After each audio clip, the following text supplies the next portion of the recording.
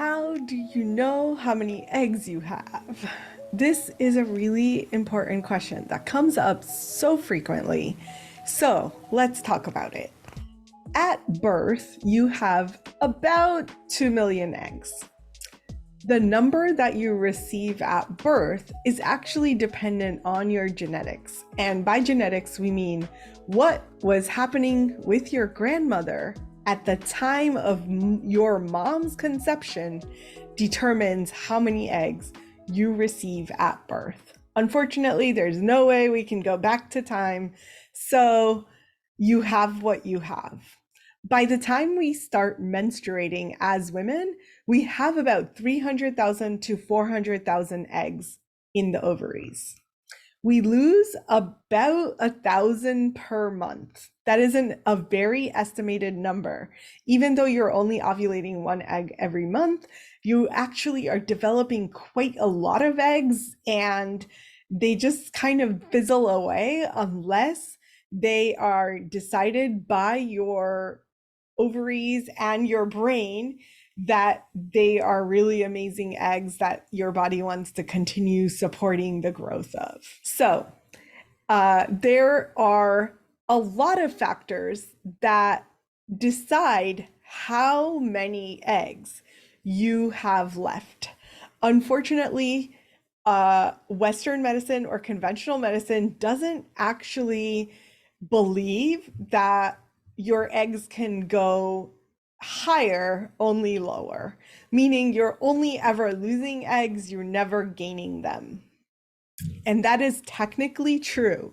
So even from people that work with us at Holistic Fertility Institute, we can't guarantee that you're going to have a higher number of eggs or a higher AMH, which is the estimate of the number of eggs in your ovaries at any given time. However, we do know that there is an impact of several different factors that affect how many eggs are in your ovaries and essentially how many eggs are visible or how many eggs are giving off the signal that say, hey, I'm still here.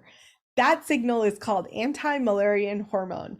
And when that signal is being given off by lots of eggs, that signal is high or that number is on the higher side. And when that signal is not happening or there aren't as many eggs to give out that signal, they're not all saying high. So the volume or the number that is being tested is going to be lower. So what impacts the number of eggs in your ovaries? The first and foremost is actually diet and lifestyle. Now, a lot of doctors say that diet and lifestyle has no impact on your fertility. That has been misproved or unproved. So instead, we should really realize that diet and lifestyle has a huge impact. The biggest of which, from the lifestyle side, I would say alcohol intake, cigarette use, and your overall quality of antioxidants in your diet are crucial to either supporting your body to keep as many eggs as possible, support your fertility to last longer, as well as reduce the amount of toxins that your ovaries are exposed to, which is then going to determine how many eggs you have left at any given time in your fertility age cycle. The second factor that can influence the number of eggs that you have sustained throughout your adult life is epigenetics. And epigenetics is another factor that often is thought to be unchangeable, but is very changeable. Your genetics are not changeable. What happened to your great grandmother, to your grandmother when she was pregnant with your mom, we can't change that.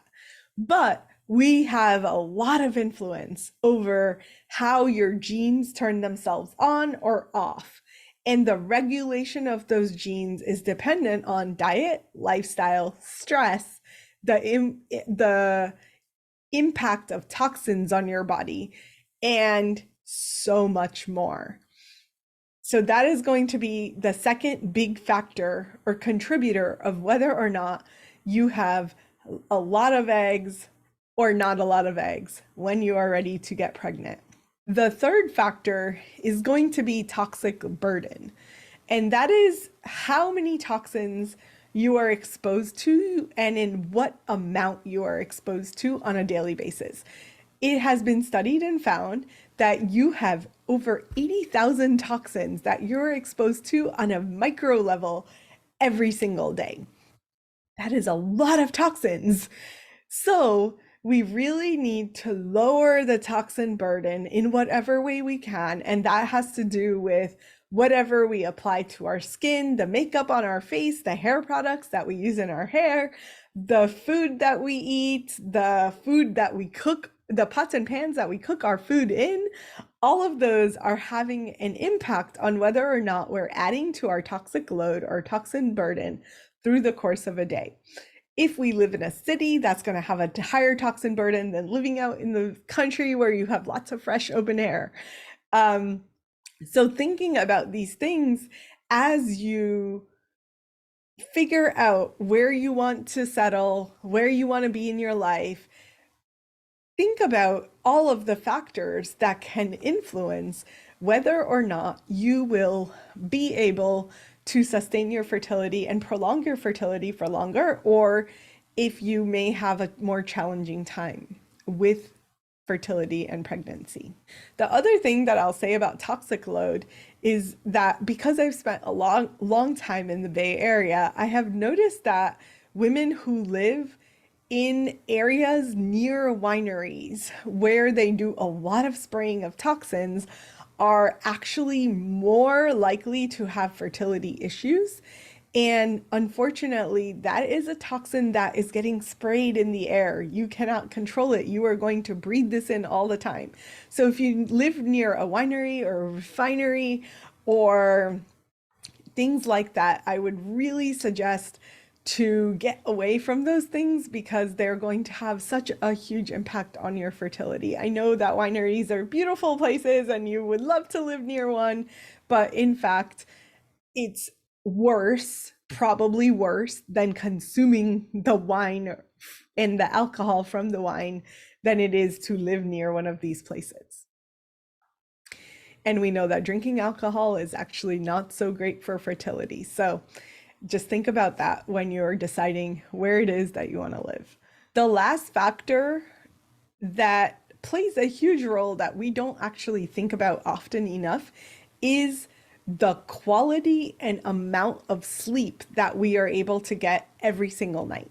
And the reason is that the pineal gland releases melatonin. It's influenced by the exposure to light. So when you get sunlight, ideally within the first 20 to 30 minutes of waking up, you're getting sunlight, and that light influences the stopping of melatonin production and the starting of cortisol production. And usually cortisol will rise within the first 35 to 40 minutes of waking up. That is what we want to happen. When that doesn't happen, we will often drag or feel tired. If you're one of those people that gets out of bed and is like, oh, give me my coffee before I can breathe, then you will note that the reason for that might actually be not having this cortisol rise happen quickly enough to give you the energy that you need throughout the course of your day. At nighttime, when it gets dark, the suprachiasmatic nucleus, the place in your brain that gets influenced to switch to cortisol production or switch to melatonin production, gets triggered, and the absence of light triggers the production of melatonin. Melatonin is traditionally thought of as the sleep hormone, and everyone thinks of it as the sleep hormone. But in reality, the balance between cortisol and melatonin are actually the influencers of whether or not you are producing the antioxidant melatonin. If you think of it as an antioxidant, it's a super potent antioxidant and rejuvenator of the reproductive system. So this is where sleep and the quality of your sleep influences whether or not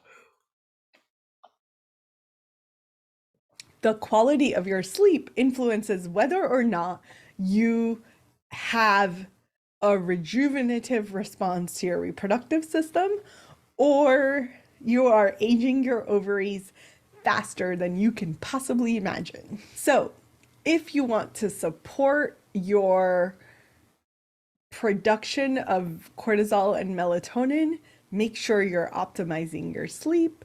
And over the course of your fertile years, that's essentially from 18 all the way up until perimenopause, those are all fertile years, you want to be thinking about how to support your fertility, even if you're not ready to get pregnant.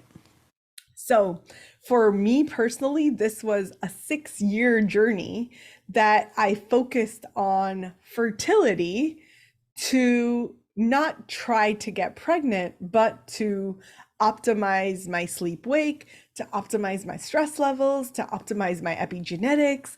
I was working on all of these different components until the moment that I was ready to actually get pregnant. And we got pregnant on our first try. But the reason for that is because we created an extremely solid foundation for years that was able to support me to be able to get pregnant extremely quickly and at an older age. I got pregnant at 36 and a half or something like that, very close to 37, and then had a baby and was considered a geriatric pregnancy. But was actually felt amazing through the whole pregnancy and had a really healthy child at the end of it because I was able to prepare my body so far in advance and worked on all of the components that I told you about. So if you are considering prolonging your fertility, or if you are on the other side and just looking for ways to support your fertility so that you can get pregnant right now, these are all great things to do. The last thing that I want to mention is appropriate blood flow and circulation to your pelvis region is essential for both men and women to support the production of good quality eggs and good quality sperm. So if you spend a long time of your day, a big percentage of your day is spent sitting, I highly encourage you to move around to get more blood flow and circulation into your pelvis.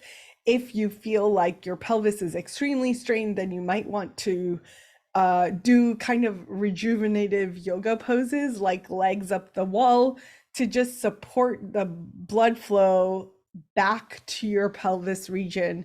It has to go from your legs into the pelvis to get back to the heart. So supporting it that way, as well as supporting lymph flow out of your system, will help to support the circulation as well. And you really want to make sure that this pelvis has good, nourishing blood going to it so that you can get the best eggs and the best sperm possible. If you are looking for fertility support, feel free to message us on Instagram at Holistic Fertility Doctor, and we would be happy to take a look at your story, your hormones, and see what's happening and how we can best support you. Thank you so much. This is Dr. Amatma of the Holistic Fertility Institute, and I'll see you next time.